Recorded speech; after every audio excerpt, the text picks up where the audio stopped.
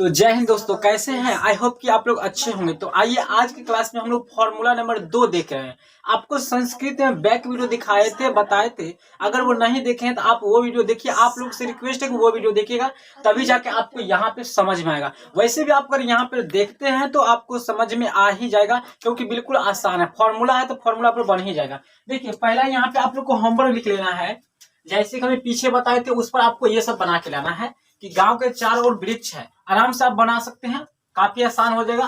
ग्रामम परितः वृक्षा सन्ति बताए हुए थे, आप बना सकते हैं। ये सब आपका होमवर्क है, तो इसे आप लिख सकते हैं, जो कि हमने पिछले वीडियो में बताए थे। जो पुराने होंगे, जो देखे होंगे, उनको तो मैं दावा करता हूँ वो बना के दिखाएगा और बन जाएगा, उससे बिल्कुल तरह से बन जाएगा, क्योंकि बहुत ही आसान है।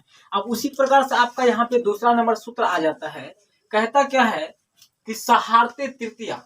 देखिए सहार्थे तृतीया का मतलब क्या? तृतीया का मतलब 3 होता है, ये बात समझ रहे हैं आसानी से। लेकिन परंतु किंतु सह साकम साधारण, अर्थात सब का मतलब 7 होता है। सह का मतलब भी 7 है, सा का मतलब 7 है, साधारण मतलब भी 7 होता है। तो 7 जब भी लगा रहेगा किसी हिंदी अनुवाद में, तो उसका जो है अनुवाद करेंगे संस्कृत में, तो उसमें तृतीय विभक्ति लगाएंगे हम लोग। कौन सा विभक्ति लगाएंगे? तृतीय विभक्ति, यानी तीसरा मतलब व्यक्ति मतलब विभक्ति। अर्थात ये वाला देखिए तीसरा विभक्ति आपका यही बालकन वाला लगा देंगे। अगर बालक होगा तो बालकन कर देंगे, यानी तीसरा विभक्ति हम लोग यूज करेंगे, उपयोग करेंगे। अर्थात सह साकम साधर्म, 7 के योग में तृतीय विभक्ति लगती है। अब देखिए आपका है राम के साथ सीता बन गई है, तो राम के साथ गई है सीता, साथ लगा होना चाहिए। हिंदी जब भी हिंदी अनुवाद का संस्कृत में अनुवाद कीजिएगा हिंदी को, तो वहां देखिएगा जो साथ वाला जितना भी आ जाएगा उस सबको बस इसी ट्रिक पर बनेगा। और ये सब आपके एग्जाम में पूछा जाता है, इसलिए हम बता रहे हैं। यहाँ पर जैसे राम के साथ सीता बन गई पूछा जाता है, देखिएगा क्वेश्चन में उठाइएगा। नहीं पूछा होगा तो आप क्लास आके डिसलाइक कर दीजिएगा वीडियो को। और कुछ बिल्कुल पूछा गया है राम के साथ सीता बन गई है, तो राम में कौन सा विभक्ति आपको बताए थे कि राम वाला इसी तरह से लिखाएगा। जैसे बालक शब्द रूप लिखे हैं उसी प्रकार राम लिखाएगा, उसी तरह देव लिखाएगा, उसी प्रकार हिरण काल सागर चंद्र इत्यादि सभी कुछ का लगेगा। तो आप पिछला वीडियो देखे होंगे ना, तो आपको इससे काफी मजा आएगा और इंटरेस्टेड से आप देखेगा। बोर्ड फील मत कीजिएगा, बिल्कुल यहाँ पे बने रहेगा, ध्यान से सुनिएगा, समझिएगा, प्रयास कीजिए समझने का, बिल्कुल समझिएगा। सभी बच्चे को कह रहे हैं। तो देखिए तो राम का हम लोग तृतीय विभक्ति क्या हो जाएगा? रामेन हो जाएगा। रामेन कैसे? तो बालकैन है, यहाँ पर देखते हैं एक वचन तृतीय विभक्ति बालकैन, इसलिए रामेन हो जाएगा। रामेन, राम एक लड़का है इसलिए रामेन हो जाएगा। रामेन सह, साथ हम लोग कहे थे कि सह साकम साधारण कुछ भी लिख देंगे। तो राम सह सीता, सीता वनम गतवत, गतवत या गच्छन्ति या गच्छति, क्योंकि सीता गई तो गतवत लिखिए या गच्छति लिखिए, आराम से होगा कि रामेण सह सीता वनम गच्छति या गतवत, आराम से हो गया आपका। गतवत मतलब ये होता है जाना, यानी गई थी, गतवत मतलब गई। तो हो गया आपका, देखिए आसानी से बना लिए। आइए यहाँ पे कुछ आपको बनाने के लिए दिए हुए हैं, इसे भी आप लोग सॉल्व कर सकते हैं। कि पित्रा यानी पिता, सॉरी क्या लिखा हुआ है जी, पिता, पिता पुत्र के साथ आया। क्या कहता है? पिता पुत्र के साथ आया, तो क्या लिखेंगे यहाँ पे? पुत्रैन, यानी पुत्र के साथ आता है, तो पुत्रैन सह, कौन आया है? पिताजी। सह आगत, आगत पित्रा, हो गया। यानी आपको जब साथ लगा हुआ था तो सेम तरीका से बना देना है कि पुत्रैन सह आगत पित्रा। आराम से बना सकते हैं। पुत्र पिता के साथ मंदिर गया है, तो पुत्र पिता के साथ गया है, तो पितरैन सह गया गच्छ, पुत्रैन सह पुत्र मंदिर का मंदिर आप लिखिएगा मंदिर गच्छति, मंदिर। अगर देखिए जिसका हिंदी में अनुवाद करिएगा ना, जिसका अगर अनुवाद नहीं, जैसे मंदिर का आपको नहीं पता रहेगा तो मंदिर दे दीजिएगा, अंतिम दुगो बिंदु को ये दे दीजिएगा, ठुमका कहते हैं या फिर इसको क्या कहते हैं, दुगो बूंद का दे दीजिएगा, ठिपका दे दीजिएगा, बस हो जाएगा। ठीक है ना? तो देखिए आसानी से इसको समझ सकते हैं आप, इसे बना सकते हैं आराम से। मैं छात्रों के साथ पढ़ता हूँ, आराम से बना सकते हैं कि अहम छात्रन, छात्रन। देखिए बहुत है तो बालकन वाला हम छात्रे लगाएंगे, बहुत छात्रों है ना तो बहुवचन वाला लगाएंगे, छात्रे लगाएंगे, छात्रे, छात्रे सह, हम छात्रे सह पढ़ते हैं, तो पठंती क्योंकि बहुवचन, पठंती। अहम छात्रे सह पठंती, आराम से बना दीजिएगा। मोहन पिता के साथ आया है, तो मोहन पितरेण सह आगत, मोहन पितरेण सह आगत। समझ रहे हैं कि नहीं? देखिए समझ में आ रहा है कि नहीं? पिछला वीडियो देख लीजिएगा, अगर वहां से अगर आपको याद हो जाएगा ना तो ये काफी आसान, आराम से समझ लीजिएगा। और ये सब टाइप में पूछा जाता है, इसलिए बताते हैं। गौरव सौरभ के साथ पढ़ता है, आराम से आप लोग बना करके इसको रखिएगा। आइए हम लोग तीसरा फॉर्मूला देखते हैं, यहाँ तक इसको रखते हैं। तो आइए यहाँ पे 3 नंबर फॉर्मूला आपका क्या कहता है, तीसरा यहाँ पर देखिएगा, कहता है एनंग विकारा, यानी होता है जिस अंग से कोई विकार उत्पन्न होता है। इसका सीधा हिंदी समझिए कि जिस अंग से कोई विकार उत्पन्न हो उस अंग सूचक शब्दों में तृतीय विभक्ति का उपयोग होता है, अर्थात उसमें तृतीय विभक्ति लगता है। अब जिस भी अंग की बात है, जैसे वह कान से बह रहा है, नाक से क्या है चिपे है, या फिर पैर से लंगड़ा है, ये सब आ जाएगा। आपका दूगो पूछा जाएगा, वो पैर से लंगड़ा है या फिर मोहन कान से बह रहा है, ये दूगो इंपोर्टेंट होता है जो कि पूछा जाता है। तो यही आप खास कर याद रखना है। एनंग विकार में सूत्र है ये तीसरा नंबर, कहता है जिस अंग से कोई विकार उत्पन्न हो उस अंग सूचक शब्दों में तृतीय विभक्ति लगते हैं। जैसे है कि मोहन पैर से लंगड़ा है, तो देखिए मोहन तो मोहन हो जाएगा, मोहना, मोहना पैर से, तो पैर के क्या होता है, पैर से होता है मोहन, पादन खज्ज हस्ती, लंगड़ा क्या होता है खज्ज, खज्ज अस्ति। चलिए उसी प्रकार आपका वह कान से बहरा है, तो वह का तो हो जाएगा स, कान से तो कर्णेव, कर्णेव, कर्णेव, वाधिरा अस्ति, वाधिरा अस्ति, क्योंकि बहरा का होता है संस्कृत में हम लोग वाधिरा कहते हैं, ठीक है, वाधिरा। तो स कर्णेव वाधिरा अस्ति, वह कान से क्या है बहरा है, वह आंख से अंधा है, सह नेत्रेण, अंधा का क्या हो जाएगा अंधा, अगर नहीं इसका है तो अंधा ही लिख दीजिएगा, वह आंख से अंधा है, सह नेत्रेण अंधा अस्ति, आराम से हो जाएगा।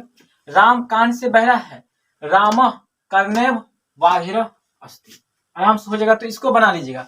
अब आपका यहाँ पे 4 नंबर फॉर्मूला करता है, देखिए काफी आसान था ये 3 नंबर, नहीं समझे तो आप लोग बताइएगा, तो हम फिर से आपको कॉपी पर या फिर कभी लाइव आते हैं तो संडे को लाइव में हम बता देंगे, या फिर अपना डाउट पूछ सकते हैं। यहाँ पर इत्थभूत लक्षण, तो यहाँ पर देखिए लक्षण, सीधे लक्षण की बात आता है। लक्षण कैसा होता है, तो जिस लक्षण या चिन्ह से किसी का पहचान होती है उस चिन्ह सूचक शब्दों में तृतीय विभक्ति, ये सारे चीज तृतीय विभक्ति यानी तीसरा विभक्ति लगने वाला हम बात करते हैं।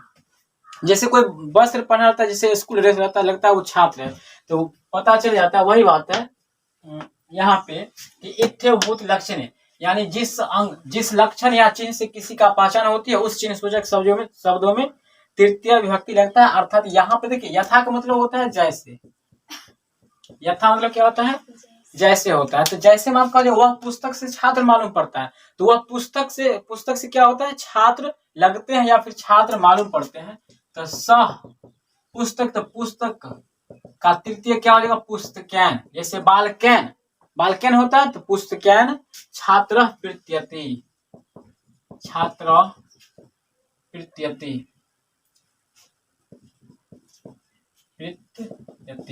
प्रत्यति हो जाएगा।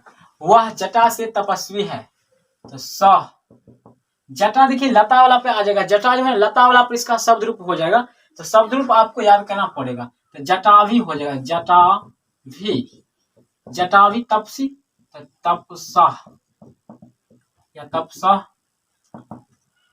प्रत्यति या लगते हैं तो अस्ति, प्रति अति, ठीक है। इस प्रकार से आप यहाँ पे मोहन कपड़े से छात्र लगते हैं, यानी सिंपल सी बात आप देखिएगा ना, ऐसा जब लगेगा कि छात्र के मतलब मालूम पड़ता है कोई कपड़े से या फिर वस्त्र से या फिर बंदूक से, तो उस समय आपको तृतीय विभक्ति लगाना है। तृतीय विभक्ति का काम बस यहीं तक खत्म होता है। अब हम लोग चतुर्थी विभक्ति का बात करेंगे, समझिए ना। तो यहाँ पे आप प्रत्यति दे सकते हैं, मोहन कपड़े से छात्र लगते हैं, आराम से बना सकते हैं कि मोहन कपड़ा होता है वस्त्र, वस्त्रेण छात्र प्रत्यति, आराम से बना लीजिएगा। बहुत ही आसान है, बस यही सब जो बता रहे हैं यही सब आपके अनुवाद में पूछा जाएगा। वैसे आप क्वेश्चन में अगर पढ़ते होंगे तो देखते जरूर होंगे। आइए चतुर्थी विभक्ति की बात करते हैं हम लोग। तो आइए यहाँ पे देखते हैं 5वां फॉर्मूला यहाँ पे क्या है।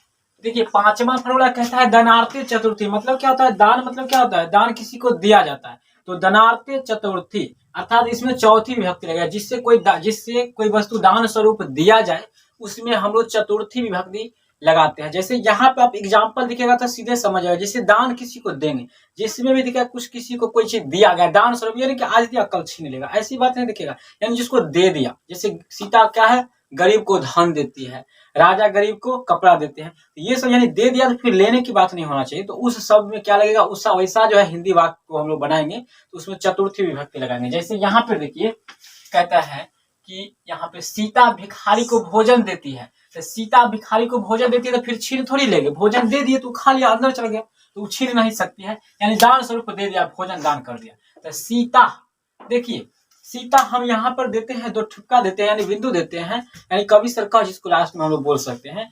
ये होता है प्रथम विभक्ति एक वचन होता है, और ये हम लोग जनरल सभी में यूज कर सकते हैं। जिसका आप नहीं जानते हैं, जैसे हम बताए थे पीछे की दुकान का नहीं जानते तो दुकान दे देंगे, कोई दिक्कत नहीं है, संस्कृत में हो गया वो। अगर नहीं जानेगा तो मेन फॉर्मूला आपको याद रखना है, बाकी बात में सब में ये दो का ठुक्का लगा कर बेड़ा पार हो जाएगा आपका, समझे, काम कर दीजिएगा, हो जाएगा। तो सीता भिक्षुकाय भोजन ददाती, तो सीता भिक्षुकाय, यहाँ पर ये भिक्षुकाय मतलब देखिए बालकाय, चतुर्थी विभक्ति यहाँ पर भिक्षुकाय मतलब क्या, जब बालकाय आपको बताए थे हम कि बालकाय, तो बालकाय मतलब भिक्षुकाय, बालकाय जो था चतुर्थी विभक्ति था, इसलिए हम लोग भिक्षुकाय लगाए। राजा गरीब को धन देती है, तो राजा को होता है निरपह, तो निरपह गरीब, तो गरीब को हो जाता है क्या, निर्धन। तो राजा गरीब, तो गरीबों का नहीं, एक गरीब नहीं था, गरीब बहुत सारे, राजा निर्धे, यहाँ पर देखिए राजा निर्धन भया, क्योंकि इसे बहुवचन लगा, क्योंकि राजा बहुत, लेकिन चतुर्थी विभक्ति है यहाँ, ठीक है। राजा निरपा निर्धन भया धनम ददाती, या निर्धनाय भी दे सकते हैं, दिक्कत नहीं होगा, ठीक ना। राम गरीब को वस्त्र देते हैं, तो रामा, अब यहाँ पर दे सकते हैं, आराम से अपना बना दीजिएगा सारा चीज को। सीता गरीब को कपड़े देते हैं। आइए यहाँ पे हम लोग 6 नंबर फॉर्मूला देखते हैं, क्योंकि यहाँ पे वीडियो जो है काफी लंबा बन जाता है, जिसके कारण आप लोग पूरा नहीं देख पाते हैं, तो सारा कॉन्सेप्ट नहीं समझते हैं। रुच्यार्थानम प्रिय माना, रुच मतलब होता है अच्छा लगना, यानी रुच पर चढ़ना चाहिए। कुछ खाते हैं कहते हैं रुच नहीं है, अर्थात क्या है, अच्छा लगना। जब भी अच्छा लगने वाला आ जाएगा, यानी पसंद, अच्छा लगना मतलब पसंद होगा तभी तो अच्छा लगेगा कोई चीज, बिना पसंद के अच्छा लगता है, नहीं लगता है, तो पसंद होना चाहिए। तो रुच मतलब क्या होता है, रुच मतलब अच्छा लगने, धातु के युग में चतुर्थी विभक्ति लगते हैं। जैसे आपका है मोहन को मिठाई पसंद है, तो मोहन को मिठाई अच्छा लगा इसलिए पसंद है, आप लोग को भी पसंद होगा, तो मोहन, तो मोहनाय, मोहनाय मिष्ठान, रोचते, अच्छा था तो रोचते, सब में यही लगा देंगे। सोहन को लड्डू पसंद है, सोहनाय लड्डू का रोचते, मुझे मिठाई पसंद है, महम मिष्ठानम रोचते। आराम से आप बना सकते हैं, बिल्कुल आसान है, और बिल्कुल आपको यही दो जो एग्जाम्पल यही से पूछा जाता है। हम सारे क्वेश्चन को आपको एक बार एक वीडियो में लेकर आएंगे, जो कि इस बार के लिए पूछा जाएगा, सिर्फ अनुवाद होगा उसमें। पहले ये सूत्र देते हैं आपको, कुछ यहाँ पे कारक सूत्र याद कर लीजिए, इसके बाद फिर हम लोग पढ़ेंगे इसको, एक क्लास देंगे जिसमें कि आपको सारा फॉर्मूला दे करके और एक साथ फॉर्मूला और एक साथ आपको करना सिखाएंगे, यानी एग्जाम